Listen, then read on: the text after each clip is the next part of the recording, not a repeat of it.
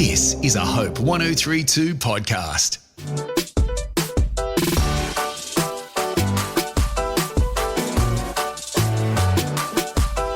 Hello, welcome to Undistracted. I'm your host, Laura Bennett, and this is the podcast where we learn from our guests how to be better at building our lives with intention around our passions, our purpose, and dealing with some of the stuff that can get in the way of that. You can subscribe wherever you're listening, rate and review this podcast, and find video versions of many of these episodes on the Hope 1032 YouTube channel. For anyone living with chronic illness, pain, or witnessing someone experiencing it, the feeling of life being taken away from you, or it somehow being less than it's meant to be, is profound.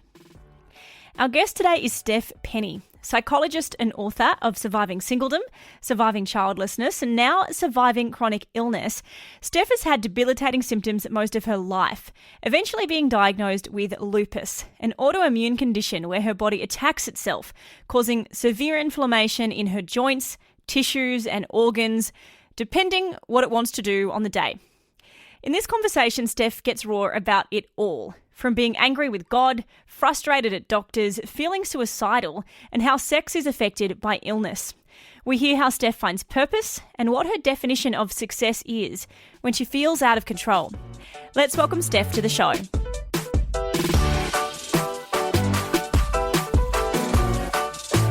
Thank you so much for having me. I'm so excited to be here.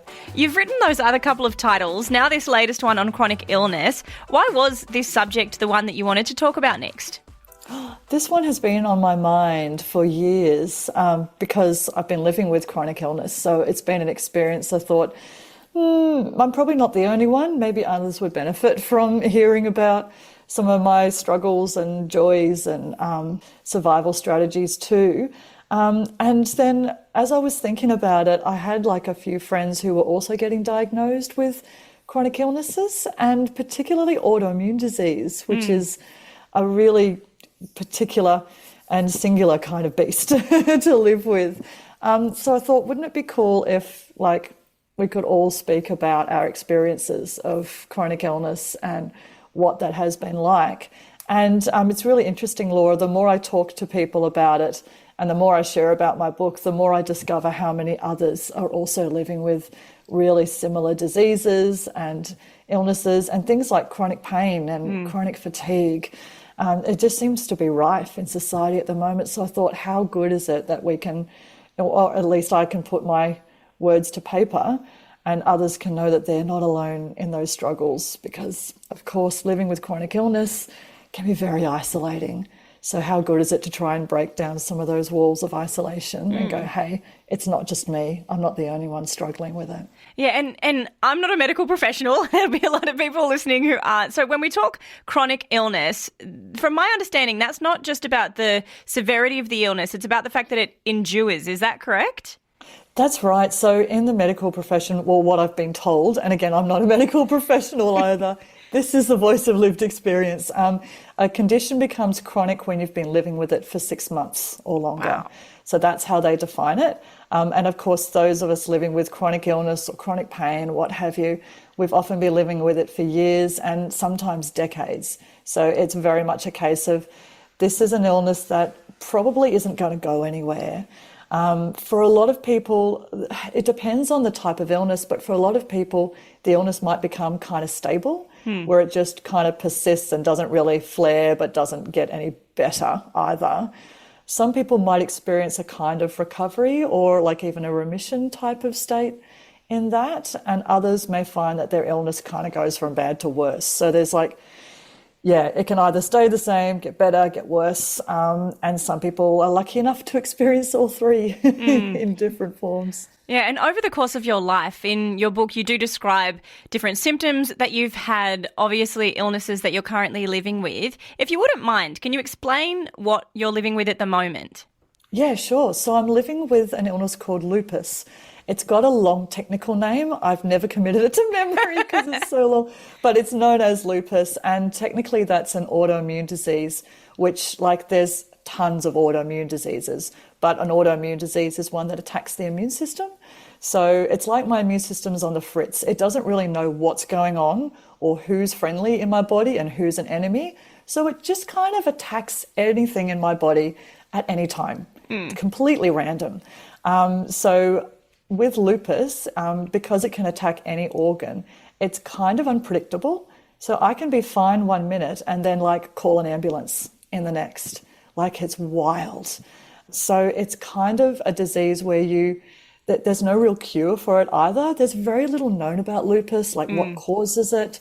And there's no real treatment. Treatment kind of it consists of, well, if you get worse, talk to your doctor. I'm like, cool, that's an awesome plan. Yeah. Or else it's just symptom management. So if I'm in pain, I try and maybe take painkillers, which may or may not work. If I'm tired, I rest, which is all the time. So I'm like, technically I should be resting all the time, I suppose. Or at other times, like it might affect my heart or my kidneys. It might affect my brain. So I kind of live with chronic brain fog, but at other times it might cause things like seizures or psychosis. I haven't had those yet. Maybe one day I'll be lucky enough to experience those. But yeah, in the book I detail an event where I felt like I was having a heart attack. And it turned out to not be a heart attack, but it was an inflammation of the lining around the heart, which is known as pericarditis. And it sure felt like a heart attack. But that's the kind of thing that lupus can do. It can just, I can wake up in the morning and it can be like, no, you're not going to do that stuff today. You're actually going to be housebound or bedbound just for a change. So, yeah, that's that's the kind of madness of lupus. And a lot of autoimmune diseases are similar in that they can just kind of strike at any time. Yeah, and kind of guessing what's going to make it a flare, and then maybe a treatment works on one day that doesn't really work the next day, and, what an adventure. And you do really seem to keep quite a lot of humour and joy about yourself. We see that in your writing. We, notice that as you're speaking to us now, which we'll touch on a little bit later about some of the ways you've been able to kind of maintain that. But when you're told with any condition that this isn't something that has a cure, this isn't something that you can just get better from, and it's just going to be something you have to manage. How does that make you feel when you hear those words? Oh, my goodness. I've had some pretty strongly worded conversations with God about this one. I'm like, you've got to be joking, Lord. Like, seriously, now I'm just expected to live with this? What kind of life is that?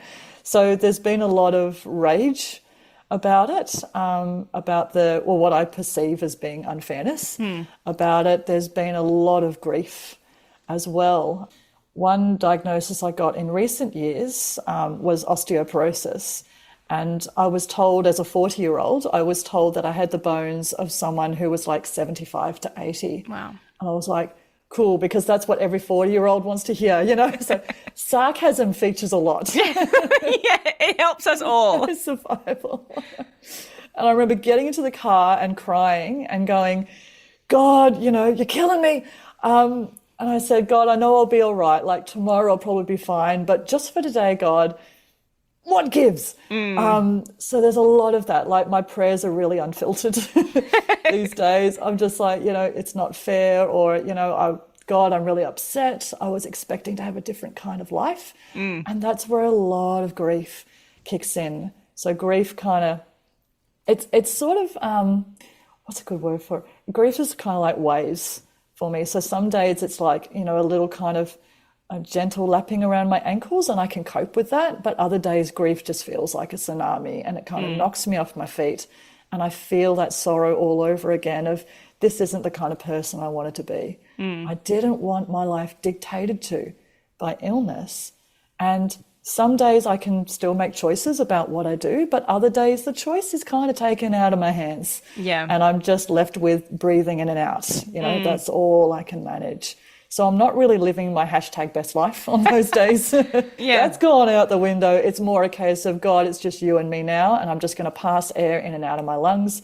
And if we get through the day in that fashion, then maybe we'll call that a win. And you just don't know if you can honour commitments, or like for me, and maybe you share this as well, but like being on time, being organised, being able to make, an arrangement for a coffee catch up with a friend and sticking to it, that matters to me. Like I want to honour those commitments, but being in a position where you just don't have the luxury of doing that, that must be really frustrating. So frustrating. And I feel dirty on myself a lot when I have to cancel plans or when I have to call in sick or I go into work planning to do, like a day's work. That's what most of us wake up in the morning planning to do. And then in the middle of the day, illness goes, that was a good plan, Steffi, but we're just going to change plans on you now. So like having to cancel on people and then go home and having to say to managers at work, I'm not sure when I'm going to be back, or having to ring them in the evening and go, I'm in hospital. Don't know when I'll be discharged. If you can just sort of cancel the rest of my week and then we'll see how I am.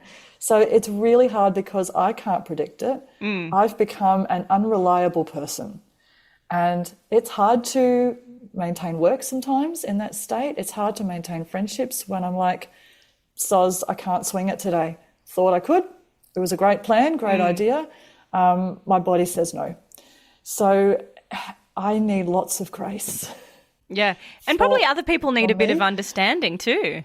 Friends need lots of grace. The people at my work need a lot of grace for me. And I also need grace for myself instead of feeling guilty and beating myself up for things that I can't control. I didn't invite this. I didn't choose this. I'm now stuck with surviving it somehow. So cutting myself a lot of slack around that. And that's been a process, Laura. Yeah. That didn't happen overnight. That might be a lifelong kind of, you're okay the way you are. You're okay being useless. You're okay being non-productive. Give yourself some room to breathe. And I suppose knowing that success in your framework has to be defined by you and what it genuinely would look like under your set of circumstances, as each of us have to work out what success should look like for us in our context. Oh man, success. That's a really interesting word. I've grappled with that. As a perfectionist, shall I even optimistically say recovering perfectionist?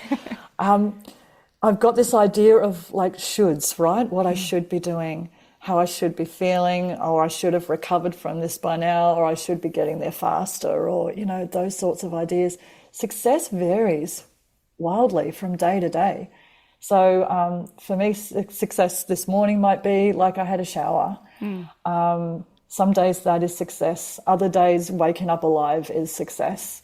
And some days going to work and smashing it is success. And that's cool.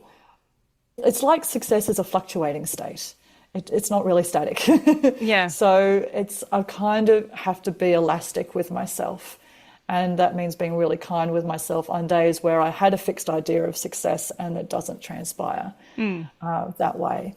So I think too, society has lots of ideas about what success should be. And even for a person with illness or people with disabilities, I see this online all the time. There's an idea of, they're not letting their illness get them down, or their disability isn't getting in the way of them living their best life. And I'm like, oh, for goodness sake, like that is a lot of pressure to transcend one's illness. Right. And a lot of days I'm not in a transcendental kind of space. That's like the lowest thing on my to-do list for the day. Yeah, this idea that you have to somehow raise to a standard that most of us can't even abide by on what we might consider a good day either. And I mean, I love how honest you are and the choice you've made to share your experience, because there's particular moments in the book where you talk about the mental health implications of a chronic illness. And I think that's really important to acknowledge as well. What has been your journey with depression, with even, we'll touch on some of the suicidal thoughts that have been present in your life as well. How has that evolved over the lifespan so far of your illness? I think when you originally get diagnosed with an illness, there's a shockwave effect. And then as you settle down and you get into the groove of living with maddening, frustrating, constraining symptoms year in, year out, for me, it was a process of like kind of coming to terms with it slowly. I'm a bit of a slow learner, but over the period of years, and especially when I had some really bad flares, I kind of went, is this my life now? So that's a whole other level of depression when you go, I think this is never going to get better. I think this is actually, like when they say chronic, I think this might be not just long term, but maybe lifelong. Like this could be it for the rest of my life. a couple of years ago, I had a really bad flare, and I touch on this in the book, where I couldn't breathe. And as a result of not being able to breathe, I obviously couldn't go to work. I could hardly talk. I ended up in hospital at one point. They put me through all the tests. They spent like 4 or 5 months testing me and couldn't tell me what was wrong. And I was so disabled by it. And I thought, what if this is it? What if I can't work again? What if I can't sing anymore? What if I can't be useful to society or to my church in any way? What does that mean about me? And so that was the voice of depression telling me that because I was quote unquote useless, that therefore I didn't have any worth and life wasn't worth living. And that's the really sneaky thing about depression, is that it does lie to us, and the voice of suicide lies to us as well, that I'll be better off and others will be better off without me around, because if it's too hard for me, I know it's going to be too hard for them as well. And they just want out, so why don't I just do that for them? Why don't I just take care of the whole shebang? And it takes a lot of mental gymnastics and persistence to kind of work out that, hey, just because I can't do the stuff I used to do doesn't necessarily mean that there's no point in me being here. And there's a really powerful story, which I share in the book, about a German man I heard of. There was a live-in disabled community, but they all sort of had jobs in looking after each other. And the German man's job was to take a guy in a wheelchair to the chapel that was on site every day so the man in the wheelchair could receive communion. And the German man wasn't a believer, but he was like, okay, it's my job. So every day, wheeled him to chapel, wheeled him home again. And he did this for, I think it was 2 years. And the man in the wheelchair sadly died after that period. And the German man found that he missed the worship in the chapel. He missed that communion, missed that ritual. And that actually kick-started his journey towards God. Now, the man in the wheelchair was no evangelist, right? Yeah. Couldn't talk, couldn't do anything in terms of success and usefulness as society might define it. Completely useless. And yet his job was to exist. His existence on this planet mattered. It did actually make a difference. Even if he couldn't see it, I don't know if he saw it, because he died before the German man started to pursue God. But sometimes our worth is not in what we even can do. Even if I can't speak, even if I can't serve again, even if I can't work again, me being here still matters somehow. I may not see it. I may not understand it. Maybe I'll only see it in hindsight, in the next life.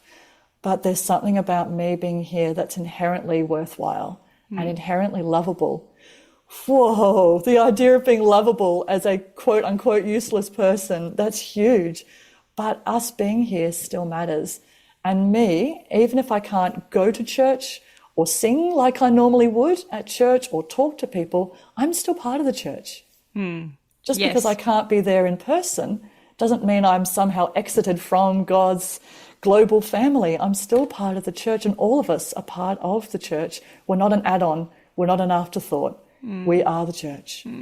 You make a great point of saying that if you do experience depression, if you do have suicidal thoughts, that doesn't make you a bad Christian, which I think many people, if they're on that journey, may experience. Why did you feel the need to tell people that? Because I've encountered a lot of judgment when it comes to being depressed or anxious as a Christian. I experience a lot of anxiety. And when it comes to thinking about suicide, you do hear a lot of judgmental comments from others, such as, well, don't you know how selfish you're being? Or that's the coward's way out? Or what about the impact that's going to have on your loved ones? Most people who are thinking about suicide have thought through these ideas. They've done that groundwork. And in fact, a lot of people who are thinking about suicide are actually thinking about taking the burden off loved ones. Yep. That's where they're at. That's their mindset at that point in time. So I felt it necessary to kind of go, you know what? Thinking about suicide is not inherently a sin. It's a thought, right? Thoughts aren't inherently sinful. Depending on what we do with those thoughts, sure, there might be some consequences attached to our actions. But if we're thinking about suicide, that says more about the situation that we're in. And as I say in the book, suicide is actually quite an understandable response to a prison sentence. So if you feel like that this is your lifelong situation and that there's no way out, if you're feeling trapped, it's understandable that you might think about, I need to find a way out. As any prisoner might contemplate escape, if we feel trapped in our own bodies, and this is part of what I go into in the book, is the trauma of living in a body that lets you down repeatedly. Yeah. And in fact, at times I've felt betrayed by my body. The desire to escape said body can sometimes be overwhelming. So that's where those thoughts can kick in. And you know what? It has been so healing and so helpful for me to remember thoughts are just thoughts. And I can pop them on a shelf. I can ignore them. I can let them float by like clouds. That doesn't make me a bad Christian. The fact that I've had suicidal thoughts, which are actually a really common experience in society. It's more common than we think. Yeah. In the Christian community that you've thankfully, I think, been able to be a part of over these years, there'll be a lot of well-meaning people who want to pray for you, whether it's through those kind of thoughts or want to pray for your healing and all of that kind of stuff that is so well-intentioned. But you share really specifically about how sometimes that is just not helpful and it is not actually going to, help you in the ways that you might need. What is the right way that you have found for people who want to pray for you to actually pray? What is the best way to do that for somebody with chronic illness? Yeah, I think that's a really good point, because a lot of times in Christian circles it's assumed that prayer is wanted and that prayer is helpful, and also an assumption that God wants to heal and will heal. And sometimes he doesn't. He doesn't always want that for us. And he said that to me, that, you're not going to be healed, Steph. He's actually said that. Your testimony is not one of got sick and then God healed me. It's a testimony of I continue to follow God somehow and worship him somehow in the heights of illness. So when people want to support me in my chronic illness journey, for want of a better word, journey's so overused. Sometimes offers of prayer can be helpful. Sometimes it's just a really simple question, though, of what do you need today? What is it you need? Sometimes prayer is great. Not always prayer for healing, though. Sometimes it's prayer that I will get to sleep tonight at long last, or prayer that these new meds will work, or prayer that appointment with the specialist next week would go really well. Please, God, I need this to go well. Or sometimes it's prayer that, I will have some kind of stamina at work to do the things that I need to do, the things that are important to me, that I value. But other times it's not even the prayer stuff that's helpful, but having a companion for that journey can make all the difference. When we feel so alone, we sit in doctors' offices alone, we sit in hospitals alone. A lot of the journey of chronic illness can be really lonelifying. So knowing that someone's there, and oftentimes I don't even need to speak to my friends, but just having that shared space with them. Being able to go for a coffee sometimes when it's been a really bad week, or, to cancel if I need to in the last minute and just stay at home and watch movies with someone, and having friends who understand that and have the grace for that. And they give me more grace than I give myself sometimes. That's often been more helpful than the offers for prayer. And the other thing that's really helpful is practical help. So when I've been really unwell and I need a lift to hospital, having friends I can call on and go, I'm really sorry in advance, but are you doing anything, because I need to get to hospital and for whatever reason, my normal carers or loved ones aren't available. They're not here. So having people that I can call on, and it doesn't have to be many, two or three people I can text and go, need you now, are you able? And that makes a world of difference to know that I can do that with some really good friends. What does it mean to have God with you in chronic illness? Because that's a part of scripture we see come up, the idea that God is ever present. What does it mean to have God with you in illness? That has been everything. I'm really feeling that as you say that. I'm feeling that in my chest, that God is with us, and he's been with me when no one else can be with me, as I say, in hospitals and in surgery and things like that. oftentimes when I'm wheeled in, I'm like, God, it's you and me, let's go. It's been really interesting though, because God hasn't always been there in the way I expected he would be. He hasn't always answered prayers, and he hasn't even always answered me when I've talked to him. Sometimes there's been this echoing silence with him. And at times that's been really scary because I'm like, God, say something. Are you still here? What he's been taking me into the last few years, which has been like completely new territory for me as a singer and as a talker, is silence. And silence with God is a really interesting space to be in, where his presence surrounds and permeates and reassures. There's songs that we sing in churches about, Christ be all around me, go before me, be behind me, be within me, be without me. And that's what I've been experiencing, is this truly all-surrounding presence of God, not necessarily with any words. So that's been a fascinating place to be in. There's a quote in the book, God doesn't give us answers, he gives us himself. And that's the message of the gospel, I think. That's the message of love, is that when you love someone, sometimes you can't even speak about what's going on. Sometimes you just run out of words, right? Words reach a saturation point. Yeah. And I know I've reached points in prayer where I'm like, God, I cannot talk about this anymore. Yeah. I'm over it. I'm done with this conversation. But God gives us himself and his love, and he gives it unendingly and unguardedly. And it's there 24/7. So when we're awake at midnight going, can't get through this, God, I'm done, I feel like giving up on everything, I'm over it, he's there and the love is there. And that's been incredible to really experience that in a hands-on way when no one else can be there and nothing else is working, and all I can do is just breathe. Yes. Just keep that air going, and he's been there in that space with me. And that's why I talked about grace so much in the book, and why I subtitled it Grace in the Flames, because that grace awaits us in all of those awful spaces, and the good ones too. But in all the awful ones and the silences and the running out of words, grace awaits us there. And that's what I've learned through lived experience. And you've had your husband alongside you for a lot of this as well, which, full credit is to him. I'm sure there's days he can really annoy you, but then there's a wonderful beauty to the fact that, you've got this friend and this support in there too. But how do you make sure that relationship doesn't become defined by illness, and that you can enjoy the beauty of being husband and wife and married?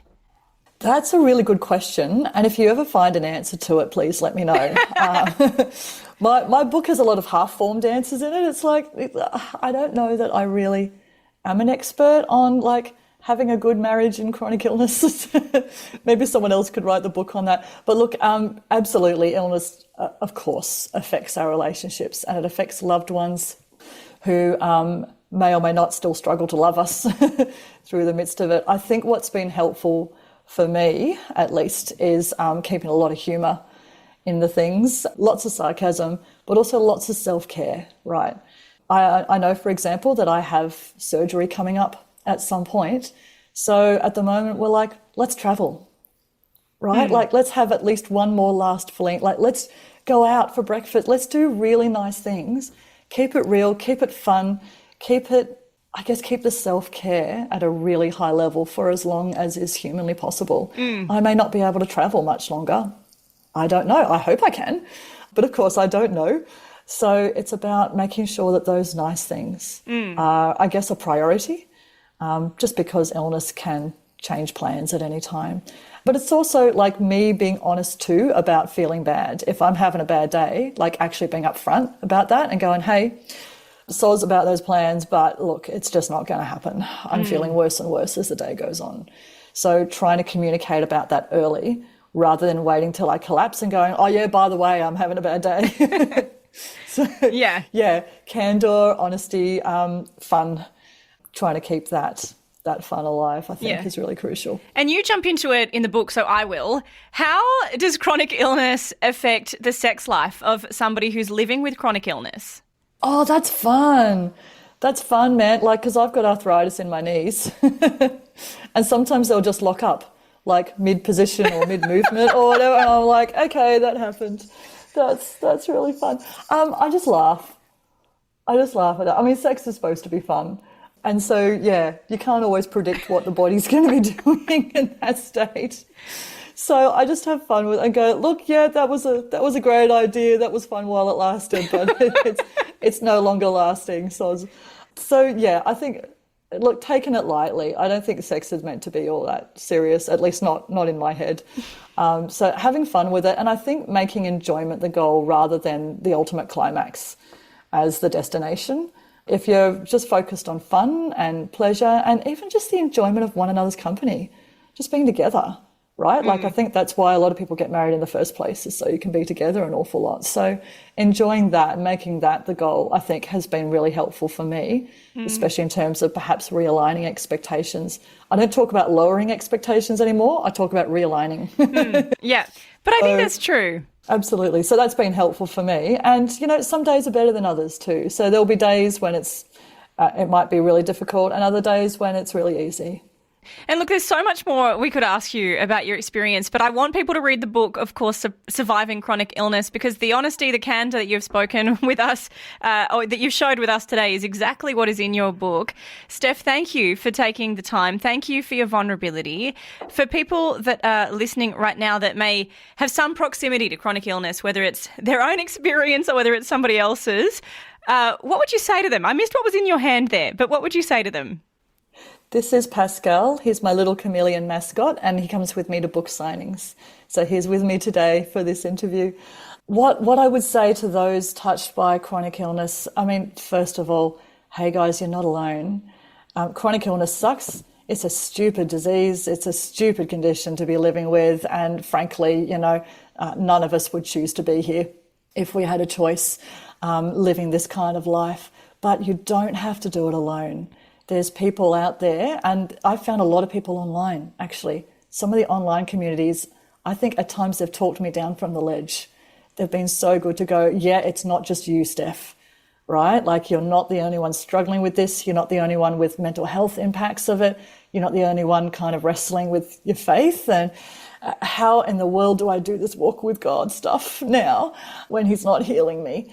You're not the only one that's going through that. And that there is support. I think that's a really important message too, that there is support. There is a tribe of people living with chronic illness who can support you. And also that there's people, even people without chronic illness, can be really empathic and supportive, and they can be there for you on those rough days too. And hopefully on the good ones as well. For those caring for someone with chronic illness, again, I'd say, man, you're not the only one. Like, props to you, full credits. There's a lot that you guys do, you know, behind the scenes that might never get seen or truly acknowledged, but God sees. God sees everything that's done in secret, and he rewards us for the way that we serve and love, even when it's hard to do that. The other thing I would just say as well, and this is where my book lands ultimately, is that grace awaits us in all of these spaces. And my prayer for you, my hope for you, is that grace will hold you in whatever you face, difficult diagnoses and medications and tests and bad news, good news, flare-ups and calm downs, and all that life might bring your way, that grace will hold you there. Steph, thank you again for your time today. I so appreciate it. Thank you for joining us. Thank you so much for having me. It's been really cool to talk about this stuff, Laura.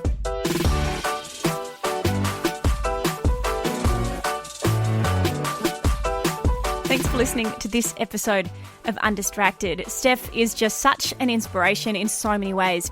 Would love to know what you thought of this episode. You can rate, review it. You can get in touch with me. Email undistracted@hope1032.com.au or find me on Instagram @laura.bennett_. And until next time, enjoy living this undistracted life.